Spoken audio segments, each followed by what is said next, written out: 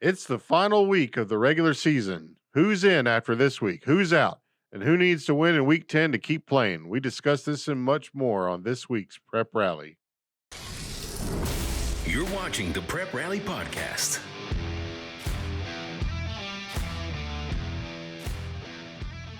Welcome to the Prep Rally Podcast, sponsored by West Termite Pest and Lawn. I'm Graham Thomas with the Northwest Arkansas Democrat-Gazette.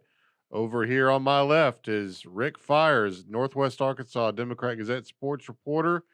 Leland Barclay joins us, as always, from the River Valley. And gentlemen, we've got a lot to talk about this morning. We've got high school football's final regular season week. We've got high school volleyball state championships to recap. And, well, let's just get started. So, Leland, you made the trip down to the hot springs this last week, and for the volleyball state championships, and we're going to get to that in just a second. But we're going to start off with the football game you covered on Friday night in the River Valley. Bentonville West taking on Fort Smith Southside, and no doubt this was our one of the key games of the week last week, and it kind of lived up to its billing, I'd say, with Bentonville West pulling out a 24-21 win over the Mavericks. Yeah, I tell you, it's two very good teams vying for very, high playoff spots. And Bentonville West prevailed 24-21. A key spot in the game, Bentonville West was up 17-14 in the third quarter. Southside was driving, lost an option pitch that Bentonville West recovered. Then they went in and scored and made it 24-14. Southside answered with a touchdown with 2:02 left. But then Bentonville West was able to get the onside kick and run out the clock and win 24-21 and sets up a huge game, maybe the biggest game in West history on Friday night. Yeah, Bentonville West is going to host the Bentonville Tigers, the inter-school district rival over in Centerton. It's going to be an exciting matchup. And you're right. I mean, the stakes are high for this one. The winner will get the number 2 seed in the 7A West Conference for the Class 7A playoffs and get a bye week, which I think both of them probably could use right about now. And the winner will have to play in the first round, the loser will have to play in the first round as the 3 seed. So it's kind of a clean scenario there. I mean, the winner's the 2, the loser's the 3. We can't say that about all of our scenarios in the playoffs for this year and in this week in particular.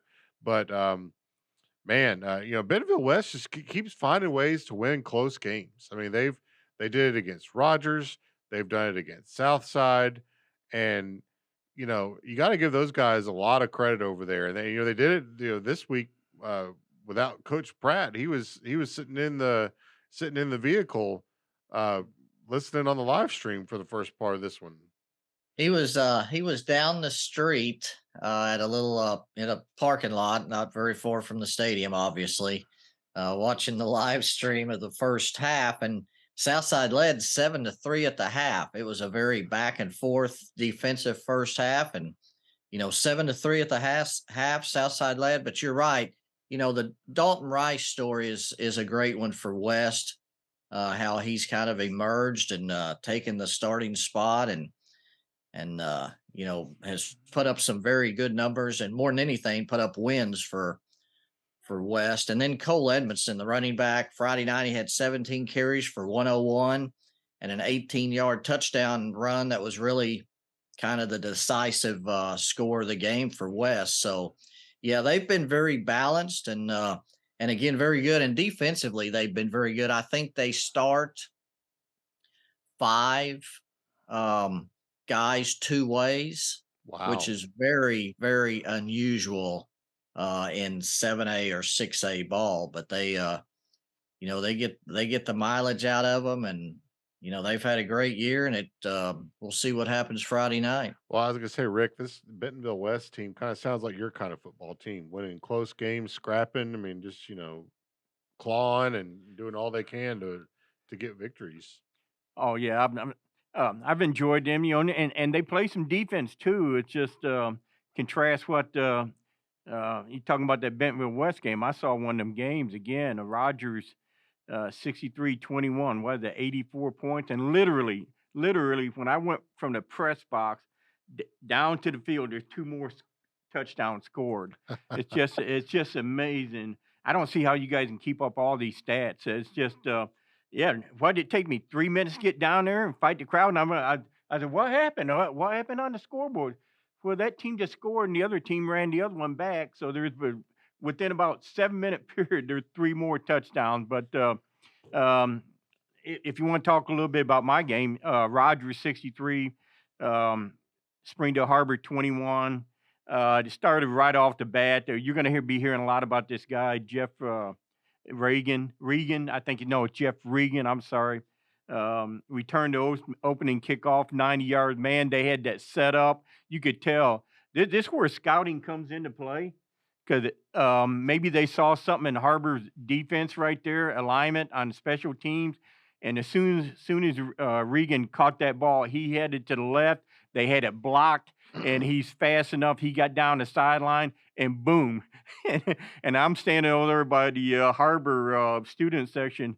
My goodness, what are we doing? What are we doing? And it was that kind of night. It was a rainy, foggy, drizzly night. Rogers back on track. And I think Harbor, I don't know. I guess they're trying for the 5th or 6th seed. I don't know. Yeah, so Rogers secured the number 4 seed Okay. with that win. So they're going to get a home playoff game in the first round.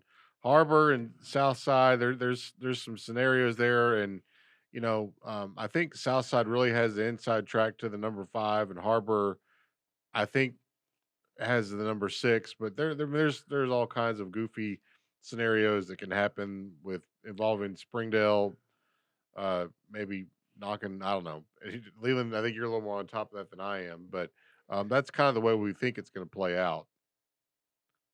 Yeah, of course, Southside does have to go on the road to secure that 5th spot on Friday night at Springdale, which is not a given, the fact it's on the road. And Southside, one of the things that sticks out to me when I talked to Coach Kim Dameron after the game was that, he said that the biggest challenge this week is going to be putting that game behind them, because they poured everything they had into that game. I mean, that was a big game. It was at home. So it's going to be a challenge for the Mavericks this week. And, Rick was talking about the offense and how you miss stuff so quick. I don't know if I've ever seen this in the 7A West before, but there were 2 opening kickoffs returned for touchdowns on Friday night. You mentioned Jeff Regan returning one 88 yards. Well, C.J. Brown returned the opening kickoff, 97 yards, in Bentonville's 51-10 win over Springdale. And then on the very first offensive play of Fayetteville's win, Drake Lindsay hit Spencer for an 80-yard touchdown. So that's 3 games out of 4 where, there were fireworks from the absolute very beginning. Got to get in your seat early and be paying attention. You might miss something. Hey, how many? I've seen at least 2 or 3 times that CJ has returned kickoffs. I wonder how many. I'm glad you asked that. That's number 3. So he had one against Conway. Yep. He had one against Harbor, and he has one against Springdale. So people are still kicking to him. That's the amazing thing about that. So, Oh, you know what? He probably had at least maybe 1 or 2 his junior year, I'm assuming. But he's a heck of a returner. So let's move on to the Greenwood Bulldogs now. So Greenwood gets the big win on the road at Pulaski Academy. Had some trouble down there, but pulled away at the end for a multiple touchdown victory there. Now the Greenwood Bulldogs are welcoming in Little Rock Christian, which, I mean, we talk about Bentonville and Bentonville West being the game of the week, and Greenwood and Little Rock Christian may be the game of the year. As far as we're concerned, we've been circling that one since January, and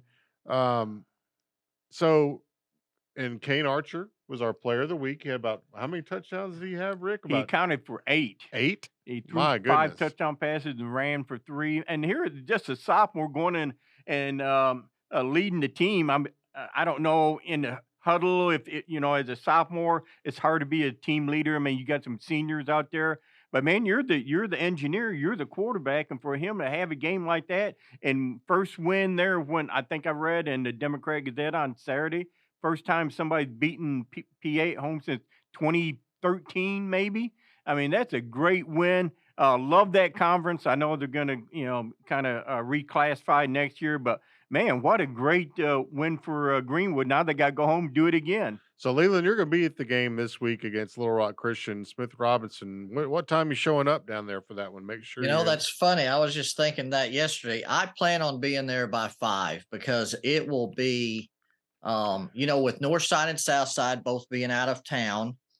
I mean, there's going to be a lot of people not from Greenwood that will want to watch that game, Yeah. for a lot of different reasons.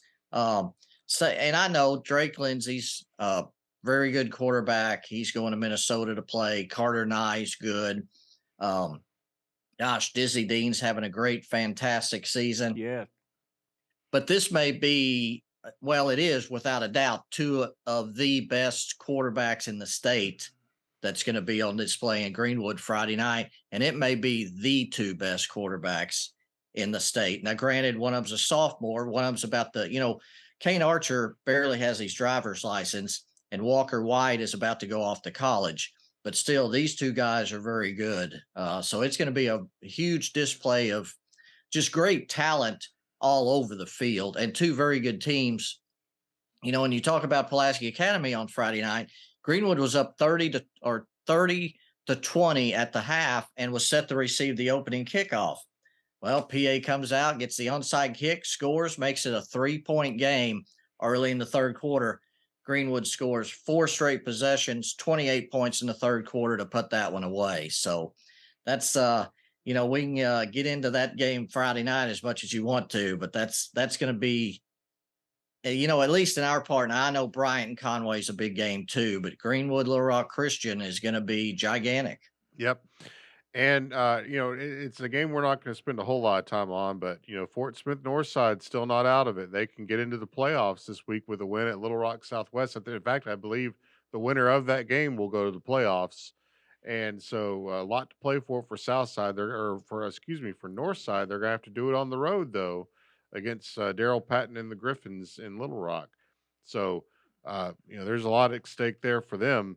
The other 7A West games this week, we'll go back to that real quick. As we said, Bentonville's at Bentonville West. Harbor is at Fayetteville, and we'll send Ricky Fires out there for that one. The Battle of Rogers Heritage at Rogers. I don't believe there's any real seeding implications of that one. Heritage is out of it, and Rogers is going to be the 4, but it's always exciting when those intra-city rivalries kind of meet up. As we said, Southside's going to be at Springdale. 6A West games that we're looking at, Van Buren's got a big one against Siloam Springs that they're going to need to win, I think, to keep their playoff hopes alive. In the 5A West, we've got a lot of big ones.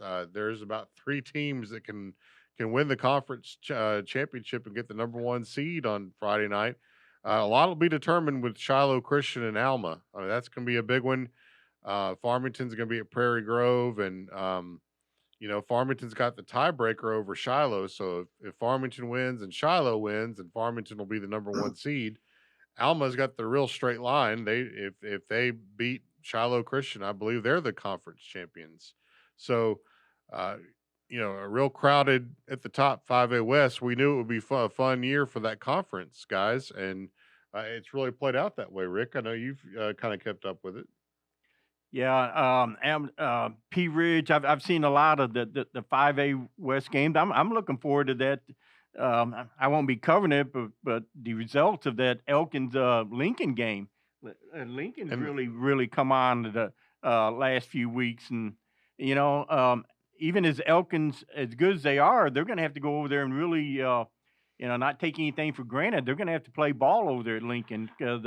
Man, I really like their quarterback, Drew White, and Cale Jones, and the receiver, the Jace Burks, and they're going to have a big crowd over there at Lincoln. And I'm going back to something that Leland said earlier about a big crowd coming down there at Greenwood. Even before I got into sports, before I got out of college, Me and a couple of my friends would just go around and say, "What's the best game in town? Let's go Mhm. see this game. Let's go to that game." We might drive 40 miles, just whatever the biggest game in town. You get to see. And for people like college football, man, you're going to see these guys before they become stars on the college level, and every once in a while on the pro level. So if you're down there in the Fort Smith area, I would definitely think about going checking that game out. Well, and you kind of got into the 4A1 there on me, Rick, with Elkins and Lincoln. Um, one of the interesting things about what Elkins is doing, they've got back to back shutouts against two really Yes. good offensive football teams in Ozark and Gentry. So back to back shutouts in 2 consecutive weeks. I mean, Yeah, we get that's caught up in their offense, and Dizzy Dean was completing 79% of his passes. That's remarkable to me. And we get so focused on that, and then wait a minute, the other team didn't score. Yeah, man, they got some great two-way athletes. So you're exactly right. We overlooked it. Shame on me because I'm a defensive guy, and yeah, for two back to I don't care during the modern era, you're shutting out guys back to back. Good for you. we're going to take a little break here, and we will be back in just a few minutes. Stay on top of all Arkansas Razorback sports with a Digital Plus subscription on the Hogs Illustrated app. Get complete Razorbacks coverage in one location. Your subscription gives you 20 plus issues of Hogs Illustrated magazine, the most unique and compelling coverage anywhere in the state, plus total access to all the content on WholeHogSports.com, including breaking news, commentaries, analysis, features, recruiting, award-winning photos, and premium message boards. Subscriptions start at just $17 per month. Join the Hog Sports Network team at subscribe.waco.com. That's subscribe.wehco.com. Or call 479-684-5509 to get your front row seat to Arkansas Razorback sports. Go Hogs!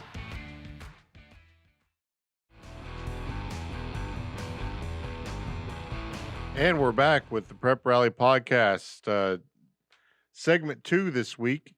And we're going to jump into some high school volleyball coverage. And Leland was at the state championship game and the state championship day in Hot Springs with Paul Boyd from the Northwest Arkansas Democrat-Gazette, and they between the two of them wrote 5. They covered 5 state championship volleyball matches, and just a That's great great job by coverage. great job by I you love guys. reading our Sunday paper, reading game story after game story, especially the 2 winners from our area. So, Leland, it was a good day of volleyball down there for you guys.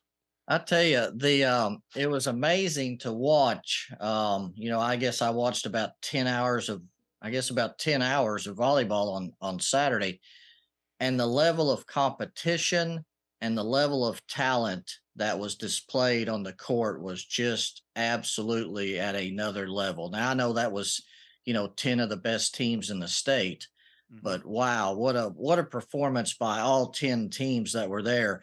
And also, what a blessing to have as many schools from our area playing on Saturday, and had some more that were really, really close to being there as well. We started off the day with Fayetteville winning a tough 5 sets, and then finished with Greenwood pushing Benton, which I understand was probably a favorite to win 6A all season or 5A all season long. Pushed them to the limit and went to 5 sets in that one. And then, of course, Mansfield won the 2A, their 4th straight state championship. Yeah. Well, let's start with that Fayetteville. They won their 4th straight 6A state volleyball title. Uh, they are just amazing. I'm Jessica Phelan, the coach at Fayetteville, and her group. They just kind of reload every year. They almost had a brand new team worth of players this year, and still pulled it out, Rick. Yeah, they're a dynasty that they've won more than 4 straight. And you talk about culture, winning culture. I can't remember the specific reason. I had to go to Fayetteville High during the summer, maybe mid-August. And I said, man, what's all that noise coming from the gym? And I walked in there, and there were the volleyball girls, and they were going at it. Jessica and her assistants had them doing breakdown, doing little drills. So, this just doesn't come easy. I mean, these girls work at it. And really, they start off the high school sports. A lot of people look to football, but no, it's the volleyball girls that really set the tone for the whole year. And Fayetteville following it up with football, success right there. So, and then Mansfield right down there winning a championship. So I just want to emphasize that these girls worked their butts off to get here, and congratulations to finishing up. Just get here and bringing home another championship plaque. So Reagan Harp, 29 kills in the Yes. championship match, was the MVP for Fayetteville. Another dynasty. Leland just flat out said it in his story about the Mansfield Tigers. That's their fourth straight state championship, and it's just another a great win for Coach Andrews and her girls. Leland. I talked to her after the game and asked her specifically about the four seniors. And of course, she said that she brought all of them up after their junior high season was finished 4 years ago. None of them started, but Allison Edwards did play some, but they were there. They were on the team, part of the team when they won that first title since 2014, 4 years ago. And of course, now, they've won 4 in a row, those seniors. And just to think about the fact that they went 4 years and never walked off the court knowing anything but holding up that championship trophy is just an amazing feat. And Rick talked about culture and boy, they know it. And the thing about the Mansfield girls is, last year they started off the season with the volleyball state championship. They played in the softball state championship game, and they didn't finish less than third in any single sport all season long. Indoor track, outdoor track, basketball. They finished at least in the top 4 in every single sport, and so many of those girls play several of those sports. So and Allison Edwards won the MVP on Saturday. She was second time for her to win the MVP. She had 10 kills in the first set. Wow. Which was a tough 25-23 win. So she kind of set the tone early, and a 3-game or 3-set sweep, and it was their 4th straight. That's a lot. Sweep. So they've went 12-0. They never lost a set in the state championship game the last 4 years. That's just amazing. And 10 kills in one set. That's a lot of kills. I mean, and Arkansas is a good state for volleyball. I know Siloam Springs for years really good. I'm from the Jonesboro area, Valley View and Jonesboro West Side. Now we're sending kids off to college, Ellie Mae Powell and others. And so volleyball is really big in this state. Yeah. It's growing, and it's getting better all over the place. And now you have, places like Mansfield and Hackett and just really excelling in volleyball. Greenwood has been good at volleyball for a long time, and they've made the state championship game a bunch. I mean, it's just been a lot, and they were on the very verge of winning another state championship. Just fell a little bit short, 3-2. But I mean, watching that one, them go back and forth with Benton was just really amazing. They fought to the very end, and Coach Golden and her girls are I'm sure disappointed that they didn't pull it out, but nothing to be ashamed of in that one. Year. No, it was back and forth. Greenwood won the first set, 25-21, and throughout the 5 sets there were 30 ties and 15 lead changes throughout that, the whole 5 sets. And Greenwood won the first one. Benton comes back and wins the next 2, both close. And I'm thinking, well, Benton's probably going to close it out here. Nope. Greenwood wins the 4th one, forces that 5th set, and was up 9-7 in that set before Benton rallied and won 15-11. So, like you said, so close. And we had other teams. Harrison actually won the 5A West, and of course they were close. Lavaca was close. So we're just, again, very blessed to have that level of talent And wow, what athletes! Yep, and let's don't not forget about Hackett and Shiloh Christian. So Hackett Yeah. fell short against Baptist Prep in the 3A finals, but eventually they're gonna crack through and get them the state title. And they're a force down there. They've got some good athletes, and a couple of things go bounce their way in that first set, and maybe they're the ones holding the trophy. Same for Shiloh Christian. They had a very tough one against Brooklyn, and you know just to get there, Rick, is very, very difficult. So for these schools to get there is, I mean, you didn't win it, but there's nothing to be ashamed of, and we're happy for them that they had such a great season. Um, I haven't covered a lot this year, but in previous year, I love covering volleyball. It's fast paced. They changed the rules several years ago, make it more inclusive. And man, if you got a young girl coming up, man, get her involved in volleyball. And she can move on basketball and softball or track. But man, volleyball is it may be my second or third favorite sport. I'll tell you what, too. Like, I mean, I always walk away from a volleyball match with a new appreciation for how tough those girls are. I mean, they are throwing their bodies all over the court Yep. with nothing but a bunch of knee pads on their knees. Hmm. I mean, and they'll go diving into the bleachers to get a ball. I mean, it's really amazing. And so Well, and you get hit in the nose by one of them powerful setters, and you wipe the blood off your nose or whatever, and get right back at it. Nah, these girls are tough. Love them. Yep. So great job by Leland and Paul Boyd Yes, at the the state best. finals for volleyball, and we were excited to see their work come through on Saturday evening. So we're going to take another break, and when we come back, we will work. We will we will give you our top 5 of the week. If you're enjoying this podcast, consider a newspaper subscription to the Northwest Arkansas Democrat-Gazette or the River Valley Democrat-Gazette. We have a special offer for our podcast listeners, so visit nwaonline.com/podcast23 to get started. You can also click the subscribe button on our websites, nwaonline.com and rivervalleydemocratgazette.com, or call us at 479-684-5509 and be sure to say that you're a podcast listener. Now back to the show.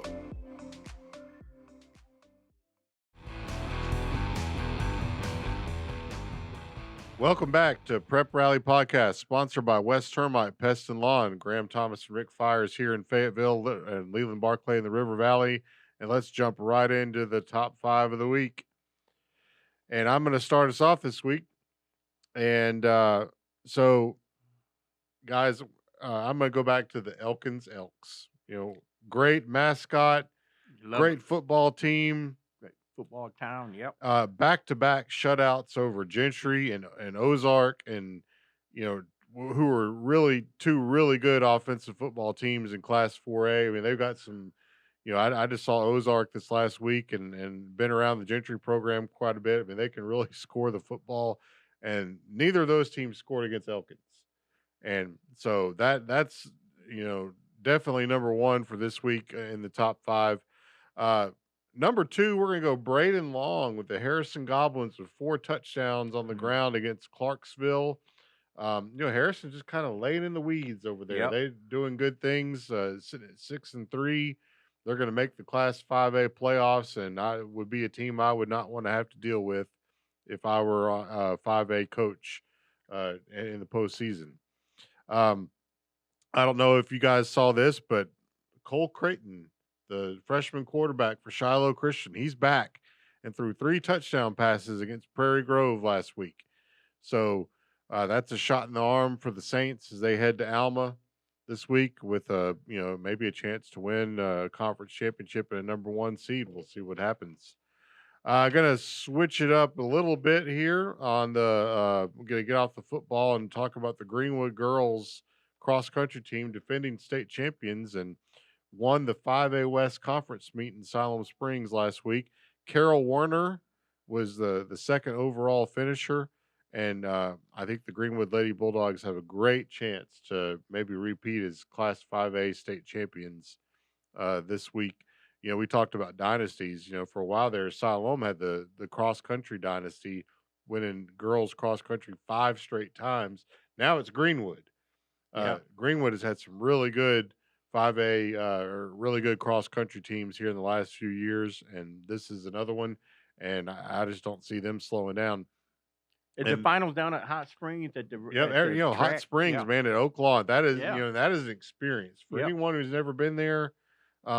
It's just, and what I've always told people, because I'm not really a horse racing guy, Rick. I know you probably like that stuff. Oh, I've lost a lot of You money on can't, horse you racing. cannot appreciate how big a horse track is until you've been inside Yep. the infield of it down at Oaklawn. I mean, it's huge, and trying to run back and forth, take photos of as the runners go by, it's a lot of fun, and that's a great event down there in Hot Springs. Henry Apple will be there this week for the Democrat-Gazette.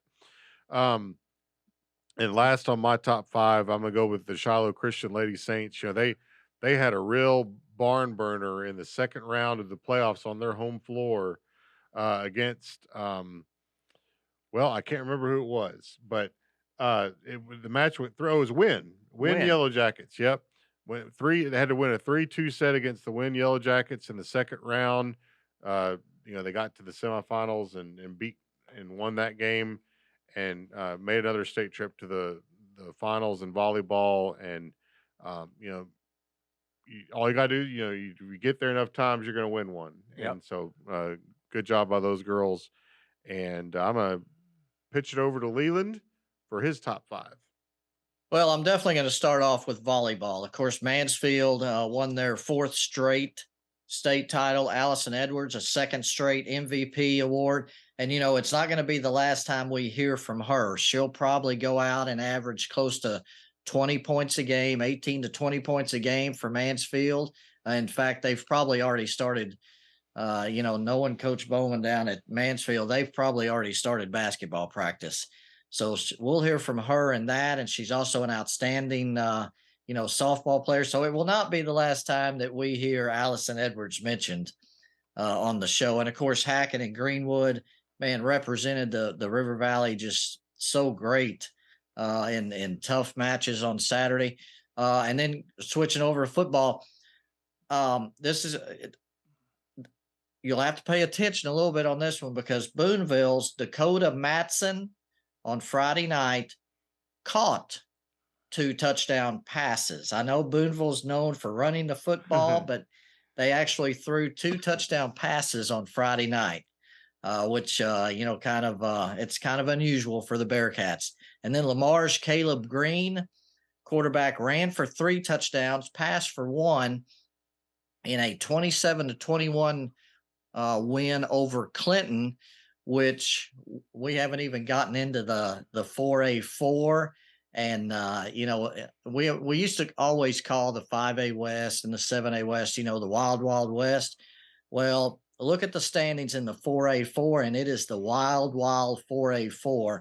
And we'll have to get the calculators out on Friday night to figure up all the scenarios and the points after those games are completed. And then finally, Rick's player of the week, of course, Kane Archer, 8 touchdowns he accounted for on Friday night. That's 15 touchdowns in 2 weeks that he's accounted for to set up that big game against Little Rock Christian on Friday night. Wow. I mean, that's a lot of touchdowns. It is. All right, my time. All right, I got to start with volleyball too. Fayetteville, they're a dynasty. Jessica Phelan, them girls over there, they do a great job start to finish. They won their 4th consecutive state championship, beating Conway 3-2. And Conway had the momentum going in there, winning that set. But Fayetteville pulled it out. That's what champions do, is 16-14, and they found a way to win. That's what champions do. And now going over to football, these next 2 are kind of intertwined. Rogers 63-21 over Harbor, Bentonville 51-10 over Springdale. The unique thing about this, both these games started off with kickoff returns for touchdowns. There's a young man up at Rogers, Jeff Regan. He Just returned a sophomore. Sophomore. You're going to be hearing a lot about him. He returned the opening kickoff 90 yards for a touchdown. They set it up beautifully, well executed. When you're a player coach in the film room, you love to stop that right there. Stop the tape, stop the tape, stop the tape. You love everybody doing their job right there. And young Jeff Regan, he ran for 2 touchdowns out of the shotgun when Rodgers got close to the end zone. I think it was 4 yard on one and 5 yard the other. And then in the fourth quarter, as a backup quarterback, he threw a 45-yard touchdown run pass right there for the Mounties. Looking back over to C.J. Brown, the king of kickoff returns. 97, 98 yards, I think, Bentonville rolled. Just think at Brown, he's committed to the Razorbacks, and possibly we're going to see C.J. Brown and Satania back there on kick returns. They could use him right now, couldn't they could use him right now. And man, that's 2 great Northwest Arkansas guys, potentially got a chance to show out on special teams. I think they need to be showing out too at wide receiver. That's a different topic. Fayetteville, a couple years ago, I remember they won the first conference championship for the first time in years and years and years. And now they got a chance to finish conference play undefeated. Drake Lindsay doing a great job. Christian Setzer, their running game, what they really going to need if they want to make a deep playoff run. Another good game right there. And I'm saving the best for last. We talk all week about this is the great game. This may be the game of the year. This is the game of the year. Bryant is going to play at Conway. Both of them won last week. It's Buck James, Wampus Cats are 9-0, and his former team Bryant is 8-1 after losing early. I think it was the Perkview early. Mm-hmm. But hey, if you're in Central Arkansas, anywhere near Conway, that's a game you want to see right there. Bryant against Conway. Fantastic finish to the regular season. Wow, man. You sure you don't want to go down there and cover that one for us, even though that's not 2 of our teams? I would. They got a couple good burger places down there too. Man, we could do a whole podcast about where to go eat at. You know what I mean? Like we know. Look at us. We've been all around the state, Yep. and know all the places to hit up. So, there's like Rex Nelson. He always does that a lot. Yeah. So, well, folks, that's going to wrap us up for this week's edition of the Prep Rally Podcast. And we would like to thank our sponsor, West Termite Pest and Lawn, for their sponsorship. And you can listen to the Prep Rally Podcast at NWA Online, or you can watch it on YouTube, or you can do both at wherever you get your podcasts. And be sure and look for Prep Rally Live later this week, where we talk about our predictions. And Rick Fires and I will talk about our predictions. And we're going to send Leland out to Greenwood. He might just go camp out there the rest of the week and make sure that he's got a good spot in the press box for that one. And I'll be at Bentonville and Bentonville West, and Rick will handle those Fayetteville Purple Dogs for us. So, all right. Well, thank you again, folks, for listening to Prep Rally Live. We love you.